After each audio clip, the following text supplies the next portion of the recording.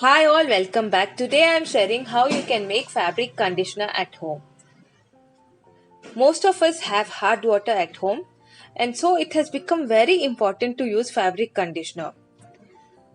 This recipe is very simple to make, very easy, and after using this for 1 month I have decided I will never purchase my fabric conditioner from market because this recipe is not only cheap but also clothes will smell great like flowers, and also they will have a beautiful shine on them. The main ingredient is vinegar here, and because of adding vinegar, the clothes will have a beautiful shine on them. All of the soap and deposit will be nicely cleared from the clothes. It is very simple to make. All of the ingredients to make the fabric conditioner will be readily available at your house.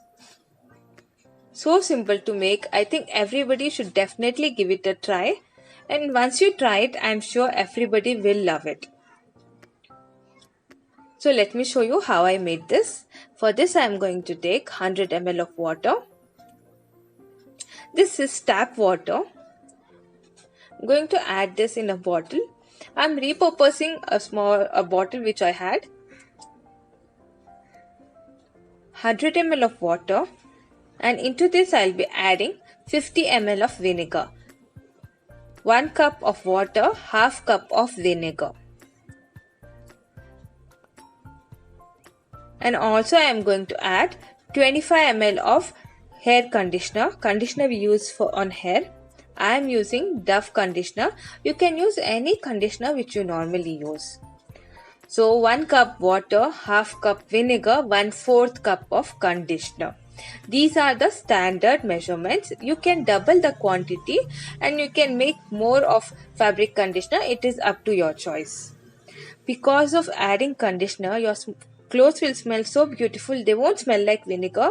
They'll have a pleasant smell and they'll have a beautiful shine. So that's it. After adding all the ingredients, you have to give it a good mix, and every time before using, just mix and use it.